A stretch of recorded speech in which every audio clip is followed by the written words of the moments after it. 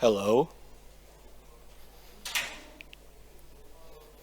Okay, my slide starts with white color, really immersive. So I'm going to start with. Can you hear me? Clear enough. I'm not going to try. Hello. So who is this guy? I'm going to start talking about a bit myself.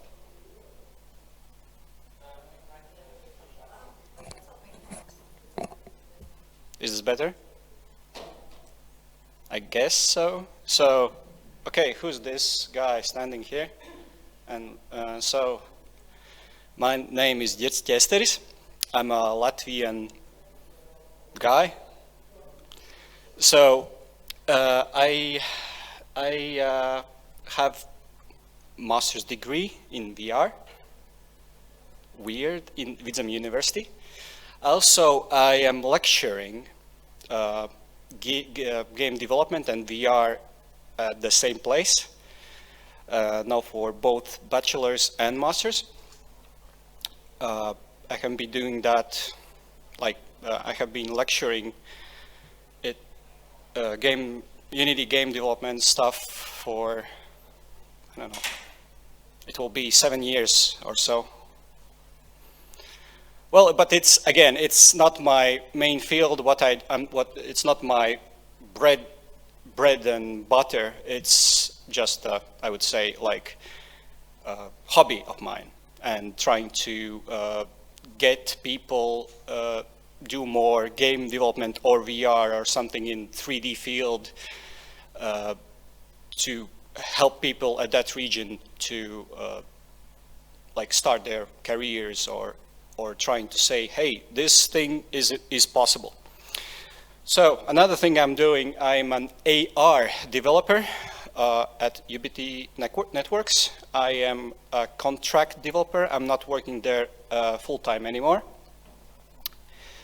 But it's a fun thing to do, and it's really interesting to integrate things in AR, especially with a complex architecture, yet providing a good UX, which is the focus of Ubiquity.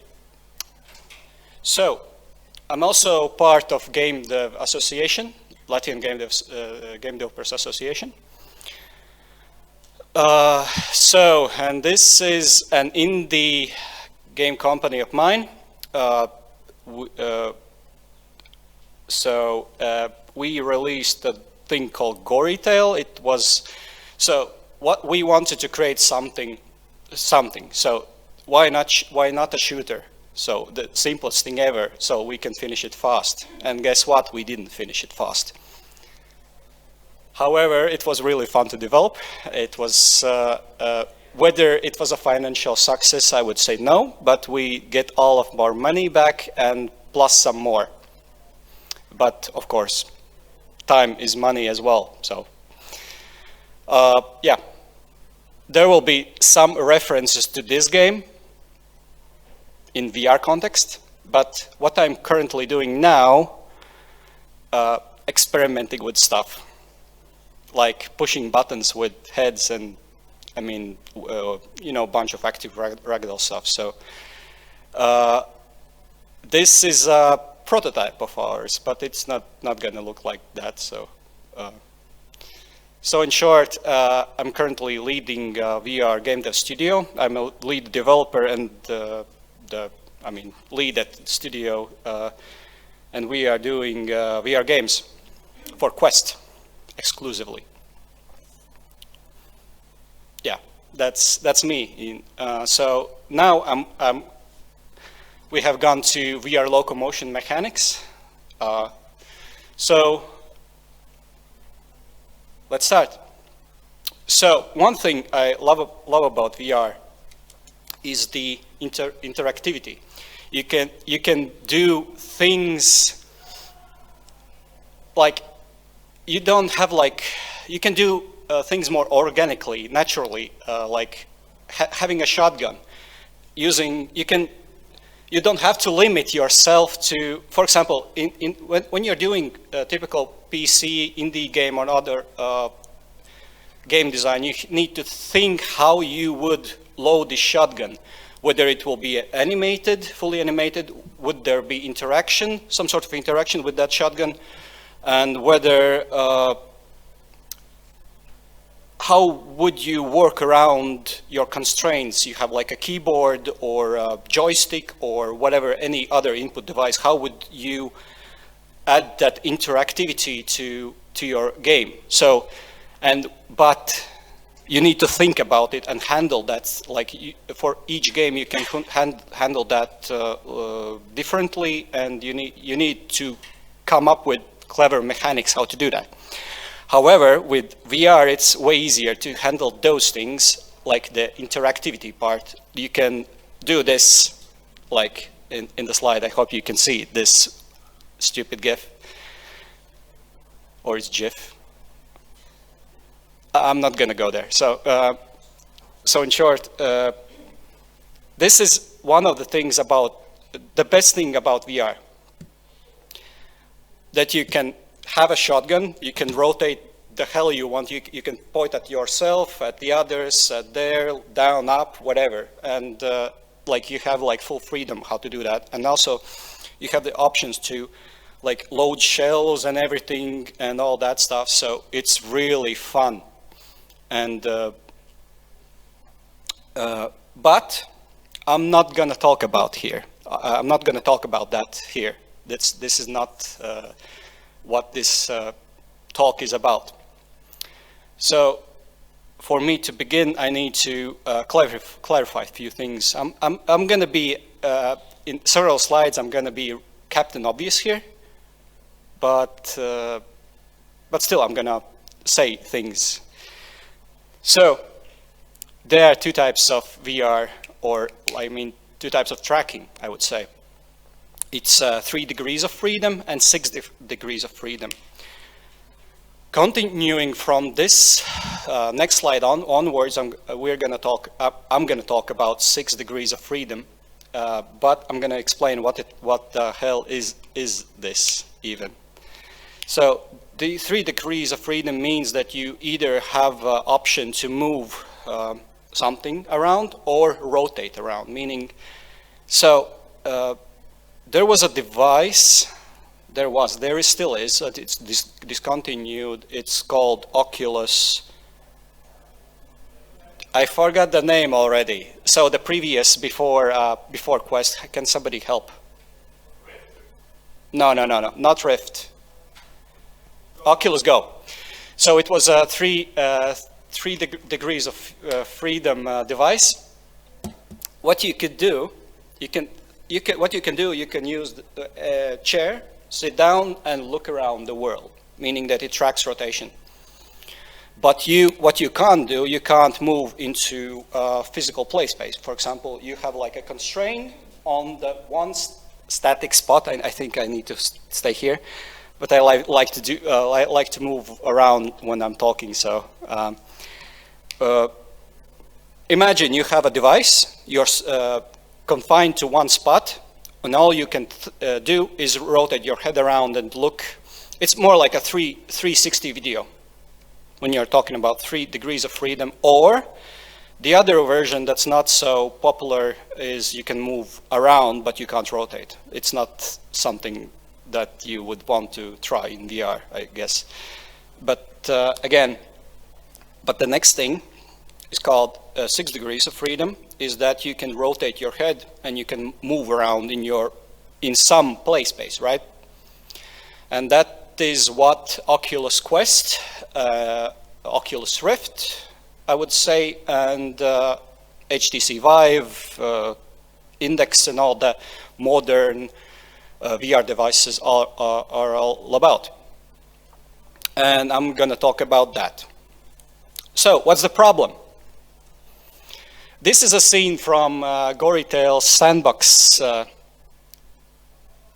environment, I would say. What you can do here, you can avoid those projectiles that are being shot at you, right? And fast. You can react fast and do things like typical. So the Gory Tale is a fast-paced shooter, meaning that you'll need to move around a lot. So it's I can reference Quake, for example, or later 3D Dooms. So if you're gonna stay at one place, you're gonna lose fast. And the same thing happens here. So yeah, I made the fast-paced shooter, yay. So unique and whatnot, but why is this a problem? So one thing, VR experiences, I mean, VR place spaces have limited, you have limited space where you can move around. So what you do in VR, you scan your environment, or you scan your environment and you need to be sure that you can't trip over something. But if you haven't prepared your play space and you can trip over something, it's your fault. But the biggest problem is, yeah, especially for example, like with this game, if I want to port that to VR and I want to keep the fast-paced feeling, there's a risk, really high risk that player will injure himself. That's one thing. The player would technically need to move a lot around, right? So there's a risk that player might jump outside the play space or into some table, into some chair, and break something. You know, if you are following like VR groups on Facebook or any other social media platform, you see that people are getting injured pretty often. But another thing is, I'm not talking about like swinging things and hitting against table. What I'm doing every day, I tend to hit my hands a lot when I'm testing VR stuff. So, but the biggest problem is motion sickness. Some people say that they don't have, like, they can do the hell they want in VR and they don't get motion sickness. I envy them because I move a little bit in VR and I'm like immediately. So, and then people are asking, how do I even work with VR? Well, I'm getting motion sick all the time, and sometimes it's I'm taking pauses not because I am getting tired. I'm getting motion sick. Yeah, so technically I would say I'm a great tester with VR stuff, but yeah, it's fun. So after some problems, I wanted to add something that's not a problem. A cat wearing yeah, headset. So about locomotion in VR. So what are the options to work around motion sickness, or what? So I'm not gonna really I'm not gonna exclude things that are bad for motion sickness. I'm gonna mention them, but I'm gonna talk about what are the options in general. Typical options, what you would do. So the most typical ones, with 6 degrees of freedom, what you can do is you can rotate your hand and move around, meaning that you just can say, I do have limit here and limit there, and I can do this. And that's pretty much, this is the only place where I can move around. Meaning that you will have some experiences like this, like Space Pirate Trainer, where you are avoiding things. So how many of you have tried this game? So this is a game where you shoot, I would say, robots. Yeah, I would say that they are robots, and they are flying around you, and you just aim at them and shoot with 2 guns, and there's also a melee weapon you can use. It's pretty fun. So, and the thing is, with this game, you can try it straight away. It feels really intuitive, and so I think it was one of the first VR games I tried, and it was fun. And the mechanics here are just, it's a wave shooter, and they are spawning by waves, attacking you by waves, and nothing that interesting, but the execution is really well done, and it feels really good, and you need to move around a lot. I remember I was just doing matrix moves, like, yeah, something like that. So another game I loved is Super Hot, but it's not here, but in there, I had a visitor that arrived at my place, and I was like dead, full of sweat. He was like, what were you doing? Playing VR? Oh, okay.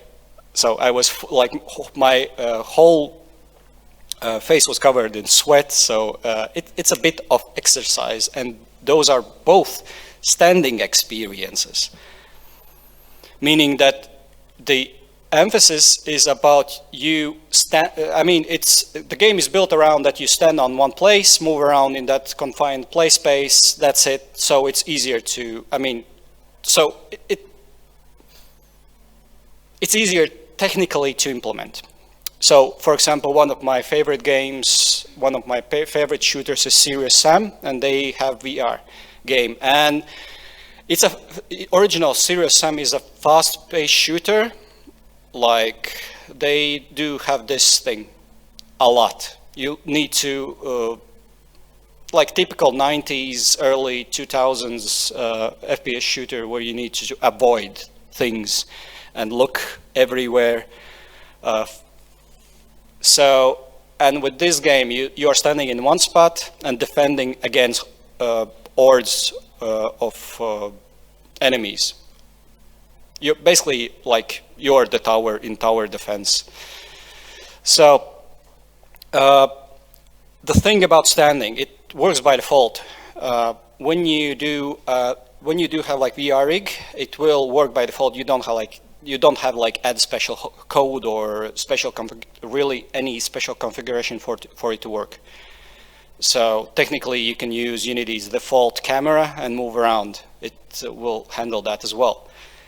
But for example, if you want to add hands, you need to, for example, use Oculus or Steam VR or whatever any framework you're using. You need to use their rig to have like hands working. But in short, camera will automatically work by default, unless you have turned it on, turned it off in Unity, for example. So it causes no motion sickness. It's a really bold statement, I would say. Some people might get motion sick from anything in VR, but in general, I would say this might be the safest option to use in VR. And little injury risk, because you're walking, you're standing in one place and moving around in your play space. So I wouldn't say this is typically called standing, but I wouldn't call this standing really. I would say movement in confined play space, where you have two and 2 meters around, and it's all your play area, and you're walking around that place. So meaning that your gameplay will build around that you're in this small area. If you're moving outside it for some reason, the game is not made for that. So. And again, the cons for here is you do have game design constraints on this. Meaning, back to this slide. While Serious Sam was, you could jump, walk, run around, and shoot everything that moves, and you were moving around a lot. Here, what they decided, we're gonna do a standing experience. You're gonna be in this one spot, and we're gonna build the world around you. And you're gonna defend that one. Not really defend, you just need to survive. It's basically a wave shooter now, instead of the original where you just were destroying everything that moves around. So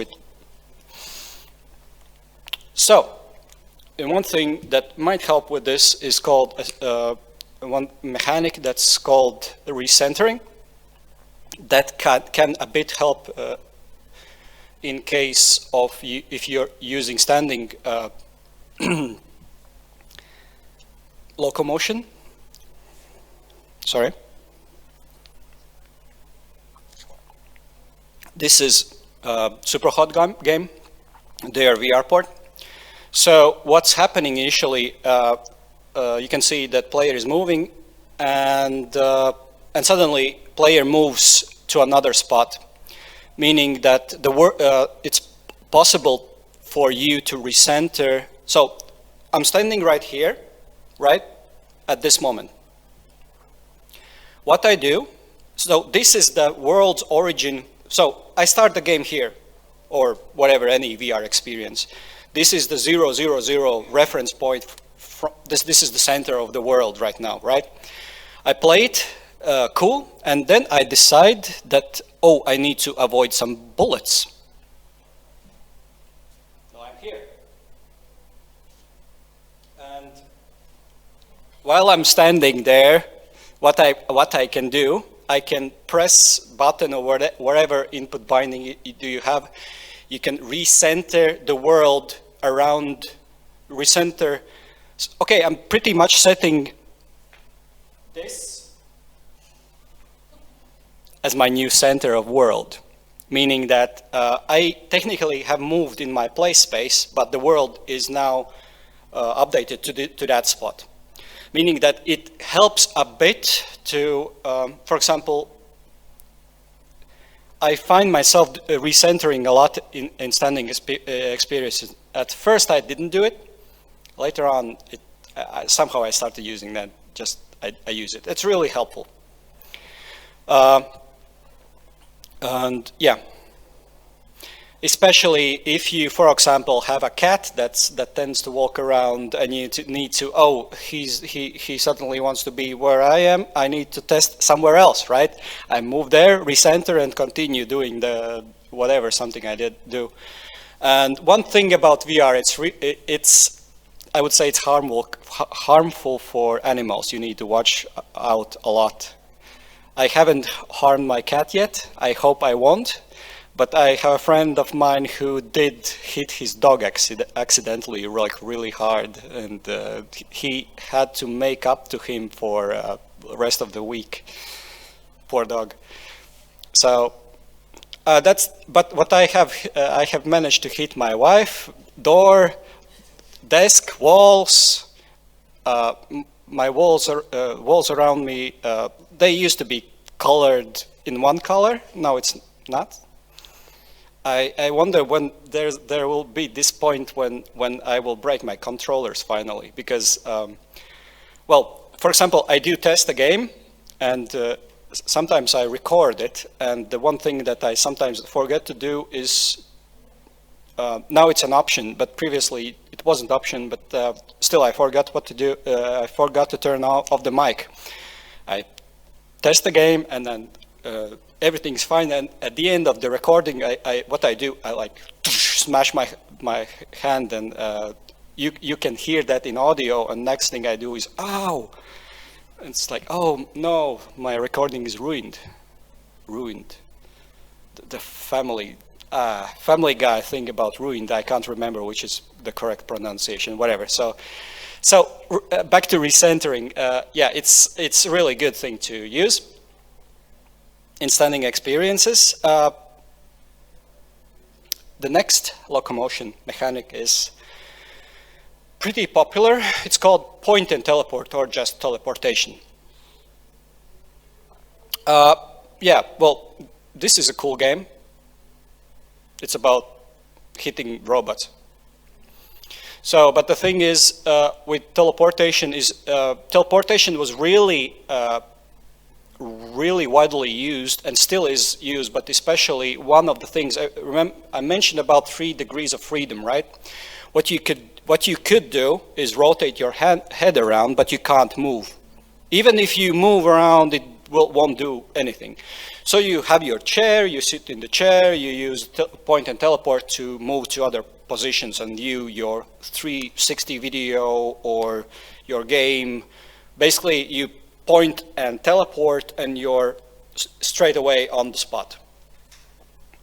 This is really popular mechanic, I would say. For example, in game Budget Cuts, it was done a little bit. You point and teleport, and you can see the other part and drag yourself in there. Yeah, the guy, what he did really good, what he did at toilet, use the toilet paper and move it where it should be. A really tidy guy. So, but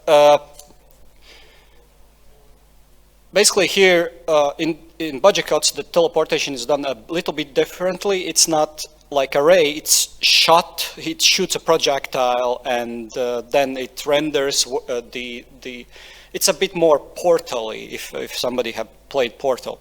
But in short, the core mechanic is the same. You are at this specific place, you move to the point of reference where you're teleporting. That's it. That's the whole logic. So, and again, you can see this guy is walking around, right? He can walk around in this play space. If it's 6 degrees of freedom experience, if it's 3 degrees of experience, you can't move, but you can still teleport. Yeah, this is a really great locomotion mechanic, and I really prefer it. Why? Because it causes little to no motion sickness. Usually what happens when before you teleport, you have some sort of fade out effect, and when you're teleporting it at the point, you have some sort of fade in effect. You don't have like this that if you would technically have like frame by frame, you're appearing somewhere else, you still don't have like this motion, like this false motion in what you're seeing, and then like your body is your balance system, I'm not sure what's the correct term, is saying, hey, I didn't move, but I'm seeing you move.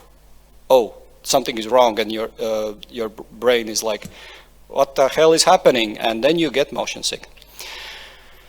So, in this case, it's little injury risk as well, because you're kind of teleporting around. You're not really walking around, and it's really interactive, right?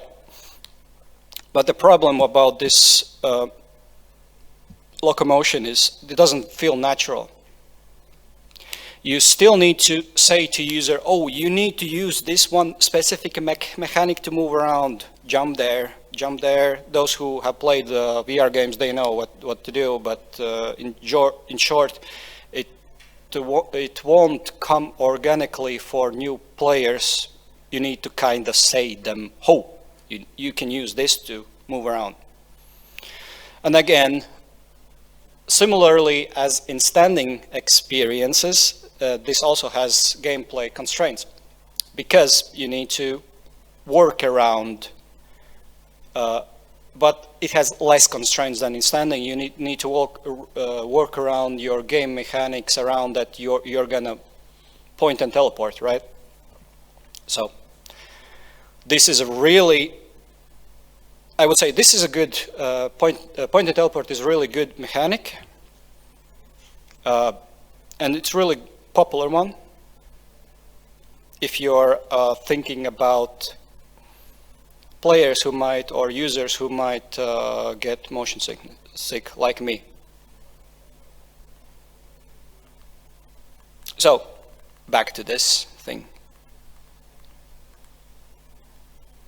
I made a VR game out of this, but it's not nowhere publicly available. I have actually two versions, wholly two different versions, but the main locomotion mechanic was and is point and teleport. So, and the point how I kept the fast pace, I limited the amount of points and teleports I could do. So you're forced to look around at all times and think where next. I can freely jump around anywhere in the world, except of course the sky, like the walls. You can't walk on the walls and stuff, but on any point on the ground. So you have limited amount of basically every time when you teleport, you have like you can teleport again, but then there's a time threshold you need to wait. For example, say 5 to 10 seconds. and then you can jump. So you need to jump around more, thinking. So you're not jumping around a lot to avoiding enemies. You can still get hurt, but on the other hand, you need to think where you are landing. So that was why this is because I wanted to have like the same like similar feel. When you're playing these fast-paced shooters, you need to think ahead where you're gonna go and what you're gonna do approximately if you're good at the game. And this point and teleport was literally the same thing. That's why I wanted to use it. So next, movement by input, or smooth movement, or frame by frame input, or whatever the name people might call it. But in short, you're using some sort of input device to move your camera around. Yeah, it was also in Gorytel VR. So why I just said that I had point and teleport as my main mechanic. Yes, I did. But what I did my master's thesis. My master's thesis was porting fast-paced. I can't remember the name, like the long name, whatever. But in short, the gist of it was that porting existing fast-paced game logic to VR. So, and my master's, I had the game where I had 3 modes: standing, point and teleport, and movement using input. And I used industry experts to validate which is the better version. Or it wasn't the goal. The goal wasn't really to validate which is the best, but the goal was to find, like, to score them and to find version what to use in like further like creation of the game, say. And yeah, so this game had all of these 3 except recentering. And it was built on Quest and Vive, and it was cross-platform and everything. Yeah, cool. And I mean, by cross-platform, I mean it worked for both Steam VR-supported devices and Oculus devices. I'm not talking about other custom VR headsets. But in short,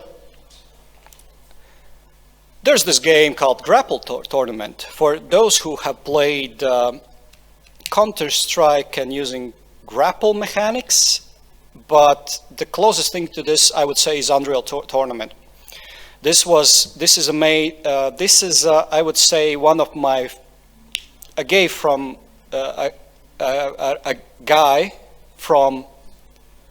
Hungary.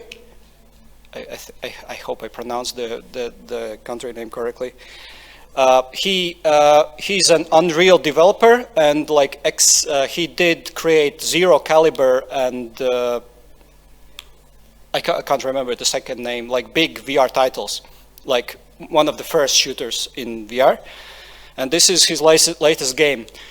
And one of the things I complained to, like he has way more experience in VR than I, and sometimes I ask him, he was one of my master's thesis experts, and I tend to ask him questions about game design and stuff for VR or some clever approaches that he used.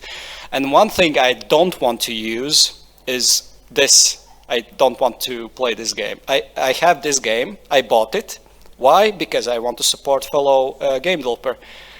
I played it for 3 minutes and then I went sleeping for 3 hours to, motion sickness, immediately. So, who have played Unreal games, like Unreal Tournament, something like fast-paced, jumping around, like, you know, these typical, or Quake, or whatever, jumping around, fast movement. This is a game where there are same controls, plus grapple stuff and other stuff, and plus it's VR. So meaning just fast-paced movement, like typical FPS games. And the guy said, "Oh, I don't." He said that I asked, "How are you coping with motion sickness?" "Oh, I don't have one." So how? "Oh yeah, I used to have a bit of sick, but you get used to it." And I said like, "Oh yeah, I think I'm not getting used to it that much. I think it's easier for me to. It's not so. I'm not getting so motion sick, but still I get pretty motion sick when I'm playing games. And this I didn't pass this game's tutorial level because I was so sorry. But I know that it's a really good game for those who have no motion sickness or little, who are not so prone to motion sickness. So another popular game is Pavlov VR. I would say Counter-Strike in VR. This is a really popular game, and yeah, it's a multiplayer game, and people really tend to play it around, play with it. So if there's a new VR device, they need to. Oh, I need to play Pavlov on it. So, and the thing with movement by input. It has typical input mapping. I mean, not really input mapping, but the input implementation. If you come from game development or any other 3D where you would use first person or person controllers, phew, I was afraid for a moment. You would immediately know what to do. You're not thinking about VR constraints, about people getting motion sick. I mean, just grab the typical FPS controller, create the game, and add, oh yeah, this supports VR. Done. I have a game to ship. Plus implement some cool VR weapon mechanics and whatnot. And it's fast to do. But again, I won't play it for more than 3 minutes, maybe. Or even, yeah. So, and this causes a lot of motion sickness. So, how to decrease motion sickness? And the title is, it's not really meant for overall how to decrease motion sickness. It's how to decrease motion sickness when you're using movement by input. There are many things to do, but I'm going to tell 2 things. So, how to decrease motion sickness when you're using movement by input. I'm not talking about rest of the general because they have little to no motion sickness. So I didn't want to add more of the text here, so it's a bit more readable. And you're still even way you're listening to me, not reading. I think. I hope. Magic, and imagination. So I like to use this SpongeBob picture everywhere, I guess. But one of the mechanics that you can do, like,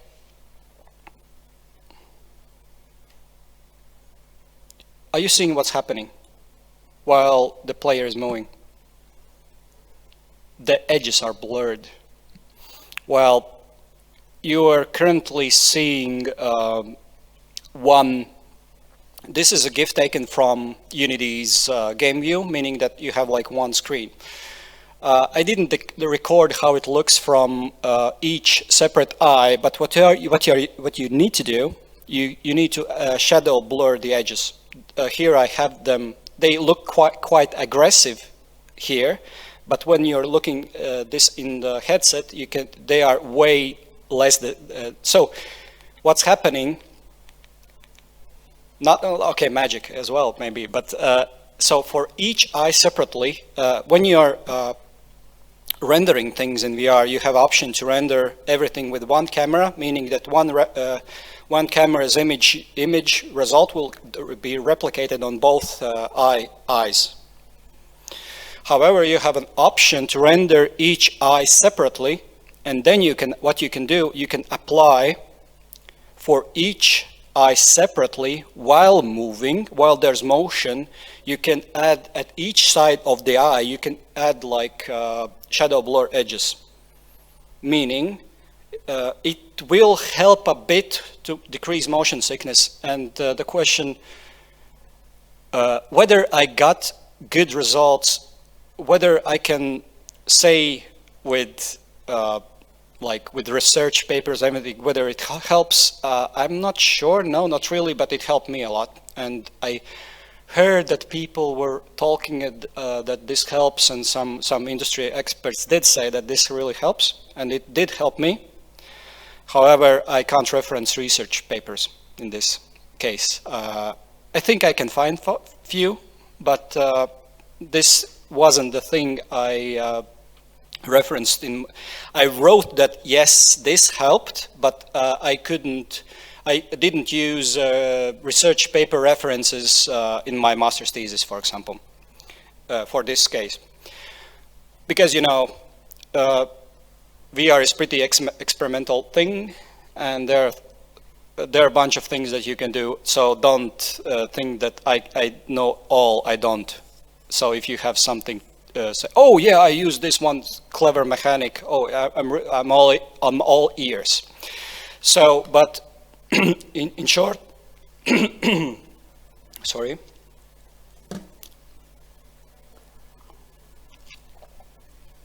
So it helps to decrease motion sickness, but it's not the thing that will say, it won't do magic and suddenly people won't get motion sick. They will get motion sick less. And this technique is, I didn't find a GIF, or I didn't have time to make one, or I just was, sorry, I was lazy. This is really typically also used in, for example, if you have racing games in VR where you are sitting on wheel. When you're moving, you have like a shadow blur and some sort of motion effect. So it kind of says to your brain, hey, I think I'm moving, but I don't know. I don't know the science behind it, but I know it helps. So this snap rotation, I mean, I wasn't aware of, I didn't think of it at first, but apparently anything that you can do in VR and doing by increments, not using smooth something, for example, rotation by, so one thing, movement by input. What you can do, you can use the joystick and it will smoothly, you can rotate around, right? Another thing you can do, you can rotate by increments. It's the point and teleport version of rotation in VR, and it really helps. I mean, it helps me. I don't get motion sick when I'm rotating. Sorry.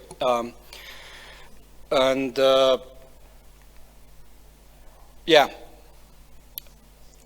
Like in one of our prototypes, there was a difference. One mechanic was that rotation was done by movement.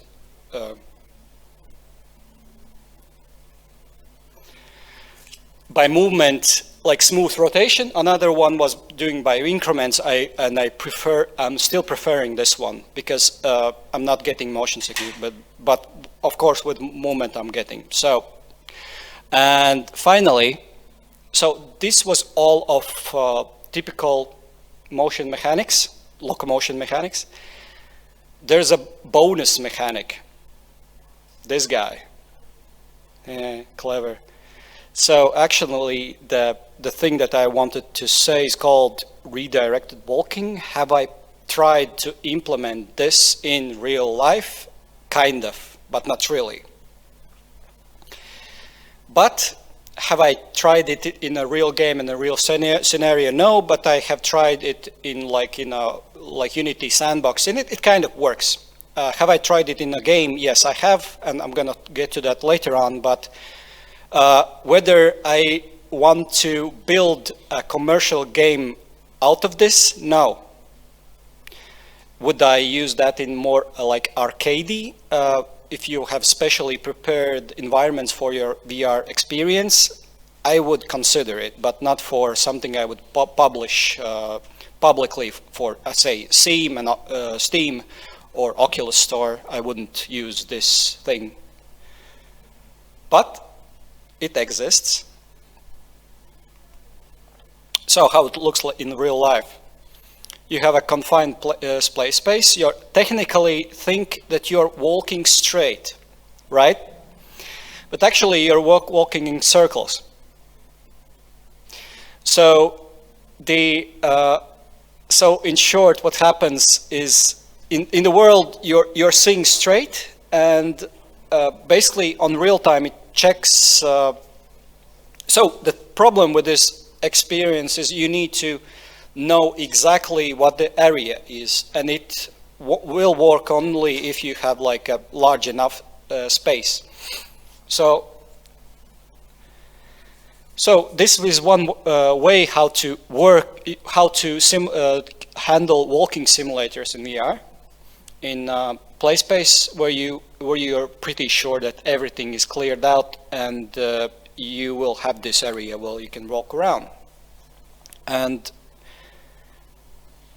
the motion algorithm here is it will just fool you that you're walking straight. You will feel that you're you will walk kindly tilted. You will feel it, but still in the game you have your visual field that you're walking forward, and you feel that you're walking a bit on one side. It's a bit weird, but in short, it feels really interesting. And there's this one game called Icarus, free game on Steam. You can try it out. I tried it. It kind of worked. Sometimes it did, sometimes it didn't. But I would try one game jam something maybe at some point. But I'm not really big. I wouldn't recommend this as the go-to Locomotion mechanic, because, well, while it has natural movement feeling, and it's possible to simulate, to create walking simulators and walk long distances technically, but it's highly experimental. If you want to add support,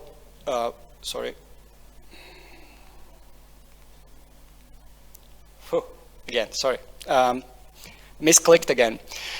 So, and if you want to implement it, there are only few versions available on say, if you want to like have like an algorithm that does that for you, there are just few versions in GitHub, say.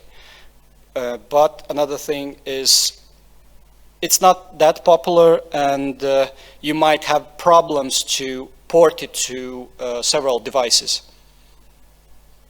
So if you want to try it out, I would say start with one device and keep it that way for the first experience. And if it works good enough, you can port that to, say, other Steam VR experience and all that stuff. But again, it's better to, if I would create a game out of this, I would use either Steam, HTC Vive, or Index, because you need to draw.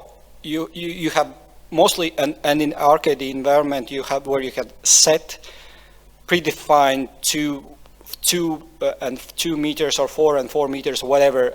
You have like you have a play space for that defined, and yeah, that's one. But if you want to do a fast-paced game, this won't work. I kind of did try it as like I did the quick experiment whether it's feasible and whether it can fit my game where it's a fast-paced something, and whether I can run around in the circles. But I already knew that it won't be good like to release publicly. Oh, you need to have like this disclaimer. Hey, you need to define play space and check it, and create a tutorial how to do that. Another thing, I knew that it won't work with fast-paced movement. You would need to run around. Okay, that's fine, but the tracking is not that good. So the thing is, it references previous frames, and if you're using sudden movements, it kind of gets lost, and you can just jump out of your play space. So, but it's still it's experimental, and VR is kind of experimental, and yeah. Summary. Getting to the end of everything. So standing is, I would say, it's a natural thing. You will, if you would build your game around that. So if you would create a game where it's a standing experience, it's natural, but it's constraining to gameplay. It will. You might have like situation where you, for example, if you want to create a game where you shoot enemies and they attack you, you will pretty much build a wave spawner game, pretty much by default. I mean, you can build around, think around the gameplay, think how to work around that constraint. But mostly, this is what the most VR experiences do have. For example, if you would want to create a god game like Black and White, or like Moss, where you're rotating the platform, like the world around, so the little mousey can jump around. Those are all standing experiences. However, if you want to create a fast-paced game and a bit more about exploration, and you want to do that from first-person perspective, this might be constraining for your gameplay. Not might, it is. And point and teleport, it's more interactive. It's less constraining than standing experience, but it's not natural. So I would say it feels like you have this, for example, you are in some ancient Viking village or something. Yeah, everything is so immersive. I can grab the axe and do stuff, and to, drink beer, go to tavern and something. But you have this one futuristic thing you can point and teleport. It kind of, maybe that doesn't like fit the whole environment, like, and the story of the game. That might be a bit constraining. Finally, it's input movement, but though it's not really constraining. You can move around like in any like Skyrim game, like whatever, any game, but causes motion sickness. So it's, for example, I won't play it myself. But you don't have to stick to one locomotion mechanic. You can use all of them. But again, if you're adding support, like for example, Half-Life Alyx has point and teleport and input movement support. You can use both of them. So from my master's thesis, what the result was, after testing the game, there was a conclusion. What the game should do, use point and teleport and input movement at the same time. And you can also stand, of course, but so meaning that you combine all of these three at the same time. However, if you have several locomotion mechanics, you need to think how to balance your game or your experience, thinking that you have three locomotion mechanics working at the same time. And that some people might use just point and teleport, some people might use just input movement, or some people might use a combination of these three. I mean, and it's way harder to balance the game. However, it gives more freedom to the user to walk around. So, thank you. I hope this kind of explained a bit about motion mechanics, so locomotion mechanics in VR. And gave you a bit, like, I would say, a direction where to go, maybe, and what are the terms, I would say. Yeah, and this is the last slide. So, my name is Girts Kesteris. This was VR Locomotion Mechanics. Thanks. Right, so thank you. And if anyone has any questions? Yep.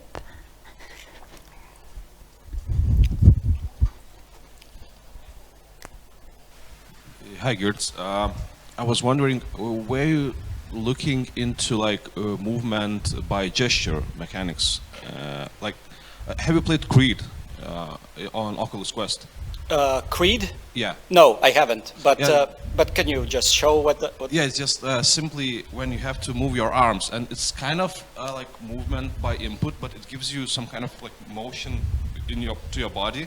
They also add like a shadow thing, the peripheral shadow thing around, and basically I think they thought the idea was better, and for me personally it was kind of strange and I didn't like it, but I thought if you had played that, I was wondering what was your experience, but if you haven't, then yeah. So again, No question. yeah, thanks for the question. It's really relevant, and I can extend on that question. So there are other mechanics to do. I didn't cover them. So one thing is, yeah, you can use hands like this. It feels, it kind of tries to fool your vestibular system that you're kind of moving. It helps the same way with the same way that Shadow Edge does. I mean, it tries to fool the vestibular system that you're moving. And I have tried I haven't tried the Creed itself, but I have tried other games. It works, but it kind of feels a bit alien, I would say. If you would want to use it, I would strongly emphasize the movement in that one certain manner, and polish it as much as possible. But I can confirm that it works. But I don't. I would stick to these as universal movements for your experience. For example, in Creed case, it's a boxing game. Correct if I'm wrong. So it kind of makes sense that you have these hands and you're moving around this way. So you have all this stuff. So yeah, well, it's a great way how to handle that. For example, in Gorn, they have a little bit different mechanic. What you can do, you need to pull yourself forward like using an invisible rope. Does it help? Yes. Do I get motion sick? Yes. So do I get less motion sick that I would use a controller to move around? Oh yes, but still I get motion sickness. These things help. There are a bunch of. I would be really happy with somebody say, have you thought of having this XYZ motion mechanic, like locomotion mechanic, like, oh, this experimental thing, oh yeah, I should try it. I would really be happy if somebody would say something that I don't know yet. But this is a really great way how to move around if you're boxing and doing something a lot with your hands. Okay, thank you. Next question. Yeah, hi Girts. Good to see you. Have you done any research on like accessibility on VR games? Because I think that's a kind of a hot topic in games in general. Thinking about like people that have like movement restrictions, and how do you cope with that? So if, for instance, I couldn't like bend my body or use my arms like you just said in the boxing game, have you done any research on that in VR? No. Okay. So, but I have a colleague who's I worked with in one company. We were a pair of VR developers. I was more into game development. He was more into VR as a tech, as a medium for something, and he did do chiropractice stuff. So it was in that scenario he had so there's this board, chiropractor's board. You can just wobble around and do something, and it was thought around that you have some sort of movement impairments and all that stuff. So he was really good at it. So for me it was, oh lol, you can do this stupid thing and move around and typical VR stuff, but I'm not thinking that much about that stuff. I mean, if I would go into that field, I would definitely do a lot of research. So, short answer, no. Right, thank you. So any additional questions from anyone? Okay, if not, then that will be the end of that. And thank you so much, Girts, especially for the cat with the VR glasses. I can.